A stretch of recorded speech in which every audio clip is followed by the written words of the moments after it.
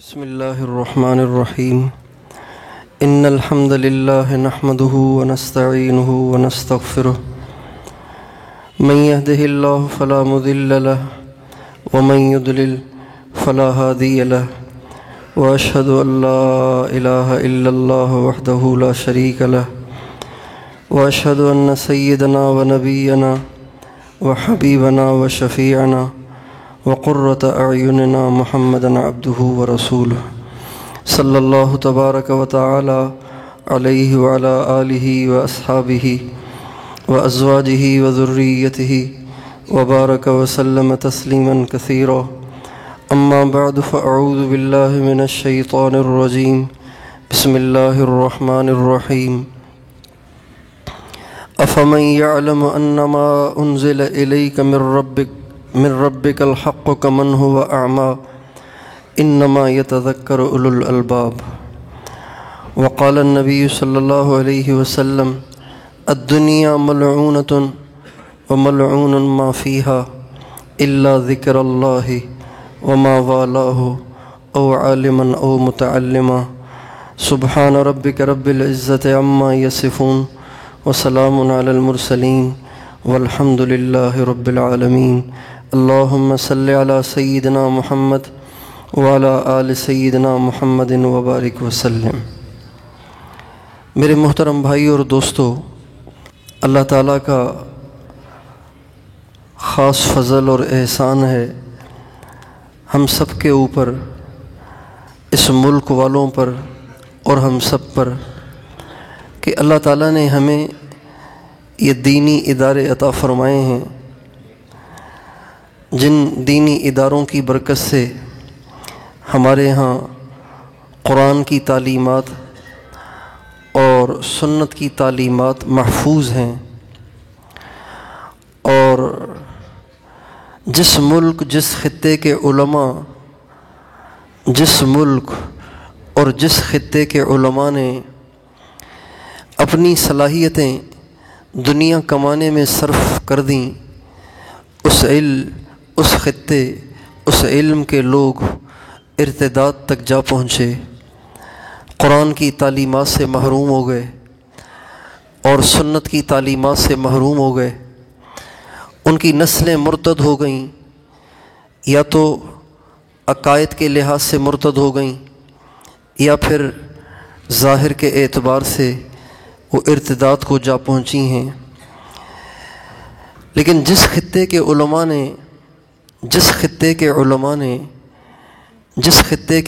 نے اپنے پیٹ کاٹ دیے اور فاقوں کو اور بھوک کو اپنے لیے فخر سمجھا، اپنی خواہشات کو کچل ڈالا، اپنے بچوں کی خواہشات کو کچل ڈالا، کچے مکانوں میں زندگیاں گزارنے کو گوارا کیا، کرائے کے مکانوں میں زندگیاں گزارنے کو گوارا کیا، چھوٹی چھوٹی تھوڑی تھوڑی مختصر سی تنخواہوں میں اپنے گزارے کر کے اور صبر کے دامن کو پکڑے رکھا۔ اللہ تعالیٰ نے ان کی قربانیوں کی برکت سے وہاں قرآن کو بھی زندہ رکھا، حدیث کو بھی زندہ رکھا، سنت کو بھی زندہ رکھا۔ ساری دنیا میں آپ پھر لیجئے، ساری دنیا میں، سارے بر اعظموں میں آپ پھر لیجئے، آپ کو پوری دنیا میں کہیں بھی ایسے مدارس نظر نہیں آئیں گے، کہیں بھی ایسے علماء نظر نہیں آئیں گے۔ جب ملکوں میں جانے والے گئے اور انہوں نے جا کے وہاں دیکھا کہ نماز پڑھانے والوں کا بھی جو وہاں کے علماء کہلاتے ہیں، بلکہ مفتی کہلاتے ہیں، بلکہ مفتی اعظم کہلاتے ہیں، مفتی اعظم کہلانے والے بھی جب مسجدوں میں آئے تو دیکھنے والے یہ سوچ بھی نہیں سکتے تھے کہ یہ کوئی ہمارے امام بنیں گے اور یہ کوئی آ کر مصلی پہ کھڑے ہوں گے، اور ان کے گلوں میں ٹائیاں اور انہوں نے کوٹ پہنے ہوئے اور ان کی داڑھیاں صاف اور ان کی مونچھیں صاف اور ان کے سر ننگے اور ان کے چہروں پہ فسق و فجور کی ظلمت، وہ آ کے مسجد میں مصلی پہ کھڑے ہو جاتے ہیں، ممبر پہ بندھی ہوئی پگڑی اپنے سر پہ رکھ کے لوگوں کو نمازیں پڑھاتے ہیں، یہ وہاں کے مفتی اعظم اور وہاں کے بڑے بڑے مفتیوں اور وہاں کے علماء کا حال ہے۔ کیوں؟ اس لیے کہ انہوں نے فاقے گوارا نہیں کیے، بھوک گوارا نہیں کی، اور وہ حکومت کے زر خرید ملازم بن گئے، حکومت کے زر خرید نوکر بن گئے، جو ان کو فتاوے اوپر سے ملتے رہے، آگے اپنے دستخط سے وہ اسے صادر کرتے رہے۔ یوں وہ علم کو بیچتے قرآن کو بیچتے علم کو بیچتے فتاویٰ کو بیچتے اپنے سگنیچر کو بیچتے اس حال میں جا پہنچے کہ ان کی اپنی زندگیاں بھی دین سے خالی ہو گئیں، اور ان کی اس گندی حرکت کی وجہ سے وہاں کی نسلیں بھی دین سے نا آشنا ہو گئیں، اور وہاں کے بچے بھی دین سے نا آشنا ہو گئے۔ جتنے حفاظ یہ پاکستان اور ہندوستان اور بنگلہ دیش کی سرزمین پیدا کر رہی ہے، خدائے پاک کی قسم اتنے حفاظ پوری دنیا میں کہیں پیدا نہیں ہو رہے۔ جتنے علماء یہ بر صغیر کا چھوٹا سا خطہ تیار کر رہا ہے، پوری دنیا میں کوئی خطہ اتنے علماء اتنے حفاظ تیار نہیں کر رہا۔ پوری دنیا میں آپ پھر لیجئے، ان مدارس کی شاخیں تو آپ کو ملیں گی، لیکن ایسے مستقل مدارس جنہوں نے قرآن کو سنبھال رکھا ہو، قرآنی تعلیمات کو سینے سے لگا رکھا ہو، اور حدیث اور سنت کی تعلیمات کو سینے سے لگا رکھا ہو، آپ کو کہیں نہیں ملیں گی۔ یہ ان علماء کی قربانیاں ہیں جنہوں نے اپنی خواہشات کو کچل کر اسلام کو بچایا، دین کو بچایا، قرآن کو بچایا، قرآنی تعلیمات کو بچایا۔ آج کم قسمتی سے ہم مغرب سے اتنے متاثر ہوئے کہ یہ ہمارے اکثر جدید تعلیم یافتہ پروفیسر اور یہ doctor, P H D doctor, اور یہ انگریزی پڑھے لکھے اور یا جو ان سے متاثر ہیں، یہ سب کے سب ہمیشہ ان مدارس کو نشانہ بناتے ہیں اور ان کو دہشت گردی اور انتہا پسندی کا مرکز بتاتے ہیں۔ میرے دوستو، یہ مدارس انتہا پسندی کے مراکز نہیں ہیں، یہ دہشت گردی کے مراکز نہیں ہیں۔ یہ تو وہ ہیں جنہوں نے فاقے اٹھا کے اور جنہوں نے بھوک برداشت کر کے اور آٹھ سال پتلی دال اور رات کی رکھی ہوئی روٹی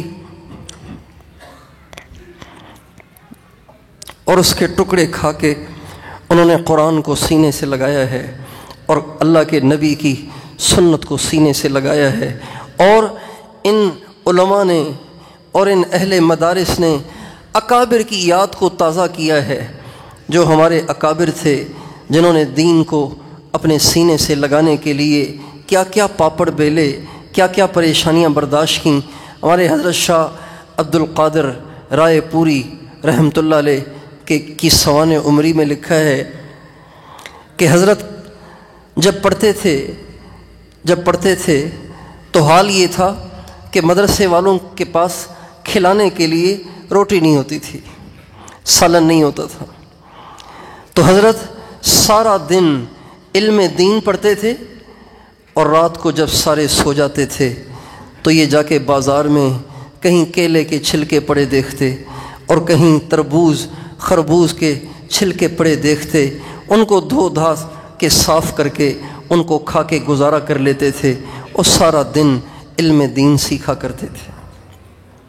ہمارے اکابر نے ان کی یاد کو تازہ کیا ہے، دور اول قرون اولا کی یادوں کو تازہ کیا ہے، اور انہی کی برکت ہے کہ آج ہمارے پاس خالص دین موجود ہے۔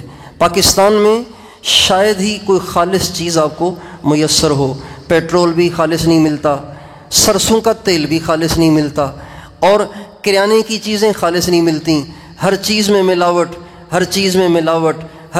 ملاوٹ، اس لیے کہ ان چیزوں کے جو ڈسٹریبیوٹر ہیں، تقسیم کرنے والے ہیں، وہ لالچی ہیں، وہ حریص ہیں، وہ 2 نمبر چیز 1 نمبر چیز بتا کے بیچتے ہیں اور اپنے پیٹ کا جہنم بھرتے ہیں۔ لیکن یہ ان مدارس میں بیٹھے ہوئے آپ سب کا نشانہ بننے والے، سارے سوشل میڈیا کا نشانہ بننے والے علماء اور یہ مولوی اور یہ حفاظ اور یہ قراء، یہ وہ واحد طبقہ ہے جو آپ کو خالص قرآن پیش کرتے ہیں، خالص حدیث پیش کرتے ہیں، خالص مسائل پیش کرتے ہیں۔ یہ ترہ امتیاز ہمارے اس بر صغیر کو حاصل ہے کہ دوسری چیزیں خالص ملیں نہ ملیں، قرآن یہاں خالص ہے، حدیث یہاں خالص ہے، مسائل یہاں خالص ہیں۔ جیسے بنی اسرائیل کے علماء نے چند پیسوں کے عوض، چند ٹکوں کے عوض اپنے دین کو بیچا۔ ہمارے علماء نے اپنی عزتیں تو قربان کیں، اپنی جانیں تو قربان کیں، اپنی اولادیں تو قربان کیں، لیکن انہوں نے دین کو نہیں بیچا۔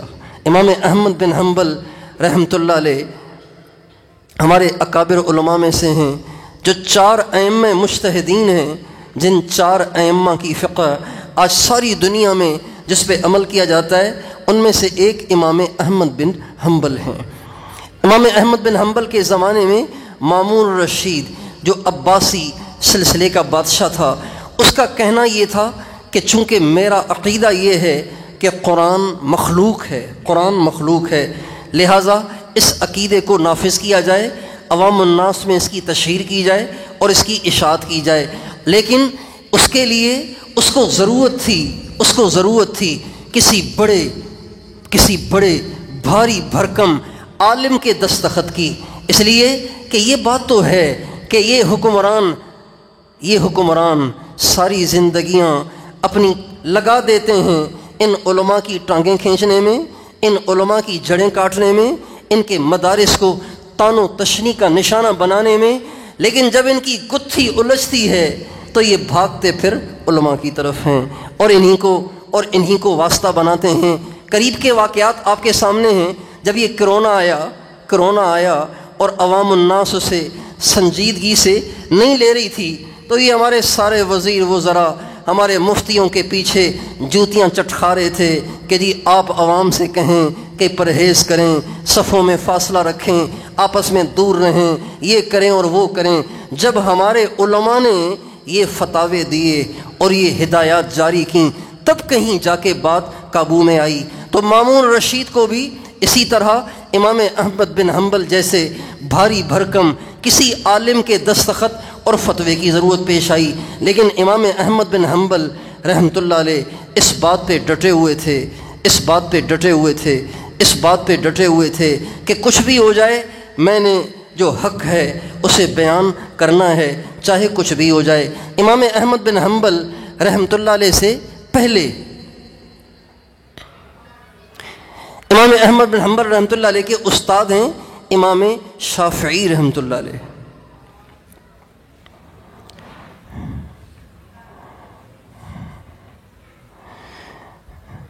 امام شافعی رحمۃ اللہ علیہ کو نبی کریم صلی اللہ علیہ وسلم کی زیارت ہوئی۔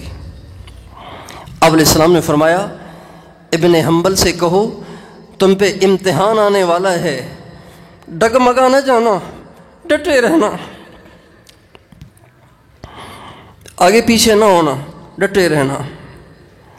امام شافعی کا پیغام جب امام احمد بن حنبل کے پاس آیا تو امام احمد بن حنبل کے پاس اس بشارت لانے والے کو اکرام میں دینے کے لیے اور کچھ نہیں تھا، اپنا کرتا اتار کے دے دیا۔ اب اندازہ لگائیے، جس کے دستخط کی ضرورت مامون رشید آدھی دنیا سے زیادہ کے بادشاہ کو پڑ رہی ہے، اس کے پاس کرتے کے سوا کچھ نہیں تھا۔ لوگ اپنے بچوں کو مولوی نہیں بناتے، کتراتے ہیں، کیوں؟ مولوی بنے گا تو غریب رہے گا۔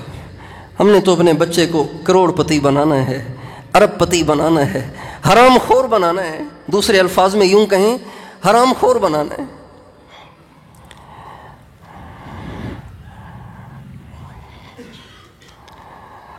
بڑا افسر بنے گا تو زیادہ حرام کھانے کا موقع ملے گا، بڑا افسر بنے گا تو زیادہ پیسہ لائے گا، لہٰذا ہم نے تو اپنے بچوں کو مالدار بنانا ہے۔ آج مسلمان کو سب سے زیادہ جس چیز سے نفرت ہے وہ غربت ہے۔ مسلمان کو سب سے زیادہ جس چیز سے نفرت ہے وہ کیا ہے؟ سب بتائیں کیا ہے وہ؟ غربت سے سب سے زیادہ آج مسلمان نفرت کرتا ہے، حالانکہ مسلمان کو سب سے زیادہ نفرت کفر سے ہونی چاہیے تھی۔ مسلمان کے لیے سب سے زیادہ قابل بغض اور قابل نفرت چیز غربت نہیں ہے۔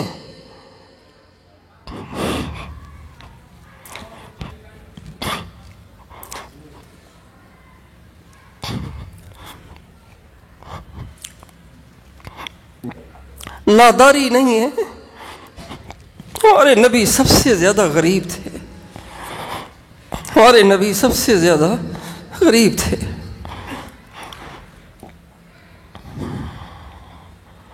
آپ مسجد میں بیٹھے ہوئے ہیں،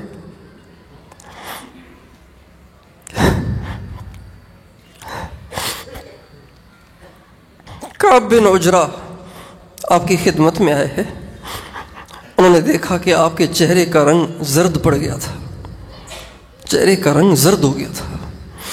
اگر کوئی ناشتہ نہ کرے تو چہرے کا رنگ زرد نہیں ہوتا، چہرے کا رنگ زرد پڑ گیا تھا۔ کعب بن عجرہ نے آپ کے چہرے کا بدلا ہوا رنگ دیکھا تو کہا رسول اللہ مالی اراک متغیر اللون، آپ کا چہرہ پیلا کیوں ہو رہا ہے؟ آپ نے فرمایا ما دخل جوفی ما يدخل جوف ذات کبد منذ ثلاث، اے کعب 3 دن سے تیرے نبی نے کچھ نہیں کھایا۔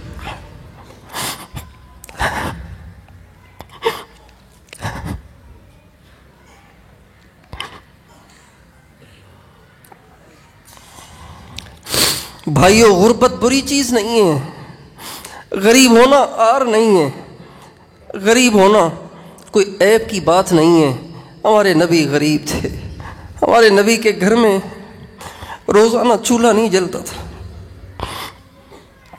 اما عائشہ رضی اللہ عنہ فرماتی ہیں ما شبع رسول اللہ صلی اللہ علیہ وسلم ما شبع رسول اللہ صلی اللہ علیہ وسلم یومین متتابعین من خبز شعیر، اللہ کے نبی نے 2 دن مسلسل جو کی روٹی بھی پیٹ بھر کے نہیں کھائی، حتی قبض، یہاں تک کہ آپ کا انتقال ہو گیا۔ انتقال تک آپ نے جو کی روٹی سے مسلسل 2 دن پیٹ نہیں بھرا۔ ہم کیوں غربت سے ڈرتے ہیں؟ ہم کیوں اپنے بچوں کے بارے میں غربت سے ڈرتے ہیں؟ ہمارا بچہ غریب رہے لیکن نیک رہے، یہ زیادہ بہتر ہے کہ ہمارا بچہ مالدار ہو اور حرام خور ہو، مالدار ہو اللہ کا نافرمان ہو، مالدار ہو اور پیسے کا پجاری ہو، مالدار ہو اور غریبوں کے ہاتھوں سے لقمے چھیننے والا ہو، مالدار ہو اور نمازوں سے محروم ہو، مالدار ہو اور فاسق اور فاجر ہو۔ اس سے زیادہ بہتر ہے ہمارا بچہ غریب ہو لیکن نیک ہو، اللہ والا ہو۔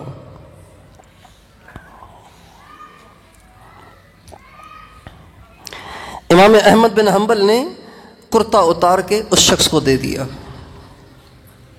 کرتا تھا اتار کے دے دیا۔ وہ شخص واپس آئے امام شافعی رحمۃ اللہ علیہ کے پاس۔ امام شافعی نے پوچھا کیا ہوا؟ پیغام پہنچا دیا؟ کہا جی پہنچا دیا۔ کہ پھر انہوں نے کیا کہا؟ کہ کرتا پہنا ہوا تھا وہ اتار کے مجھے دے دیا ہے۔ امام صاحب فرمانے لگے، استاد تھے، فرمانے لگے یہ کرتا تھوڑی دیر کے لیے مجھے دے دیں گے آپ؟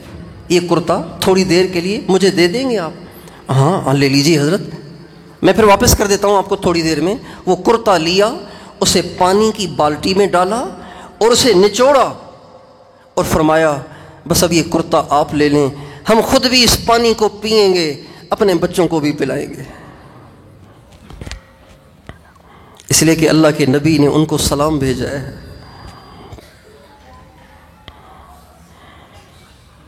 چنانچہ امام احمد بن حنبل پر پریشر ڈالا گیا اور ان کو مجبور کیا گیا کہ آپ یہ فتویٰ صادر کریں۔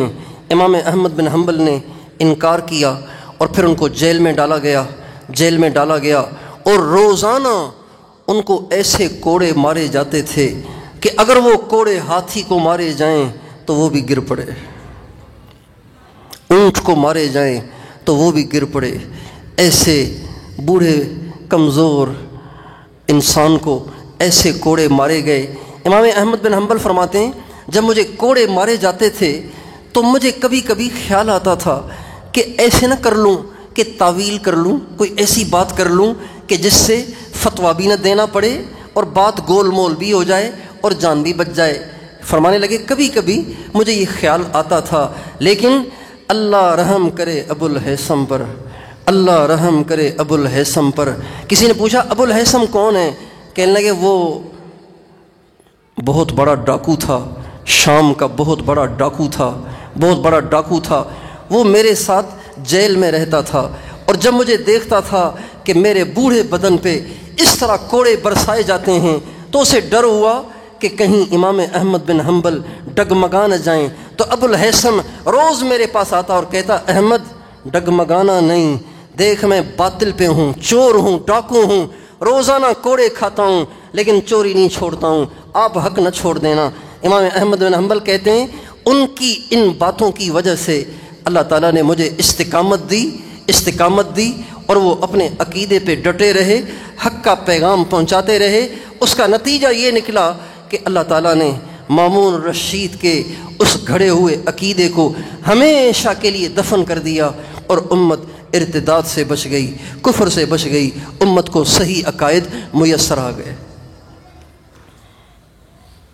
اس لیے بھائیوں میں اور آپ اس کی نیت کریں، ان مدارس کی قدر کریں، ان علماء کی قدر کریں، ان علماء کے بارے میں کبھی زبان نہ کھولیں۔ یہ نہ ہوتے تو آپ کے بچے قرآن نہیں پڑھ سکتے تھے، یہ نہ ہوتے آپ کے پاس قرآن نہ ہوتا، آپ کے پاس سنت نہ ہوتی، آپ کے پاس حدیث نہ ہوتی۔ یہ خالص کھرا خالص دین ان کی قربانیوں کی برکت سے ہے۔ پتہ نہیں کتنے علماء کے گھروں میں بچے بیمار ہوتے ہیں، ان کے پاس دوائی کے پیسے نہیں ہوتے، ان کے پاس بجلی کے بل آتے ہیں، بجلی کے بل پلانے کے لیے ان کے پاس پیسے نہیں ہوتے، ان کی تاریں کٹ جاتی ہیں، ان کے بچے گرمیوں میں بیٹھے ہوتے ہیں، لیکن یہ مدارس میں پڑھانا اور علم کی اشاعت کو نہیں چھوڑتے۔ ان کی ان قربانیوں پہ یوں ہی ہم میڈیا سے، سوشل میڈیا سے باتیں سن کے پانی نہ پھیرا کریں، ان کی قدر کریں۔ ان کی قدر سے اللہ تعالیٰ ہمیں بھی علم کی دولت دے گا، ہماری نسلوں کو بھی علم کی دولت دے گا۔ تیار ہیں انشاءاللہ؟ اللہ تعالیٰ توفیق دے۔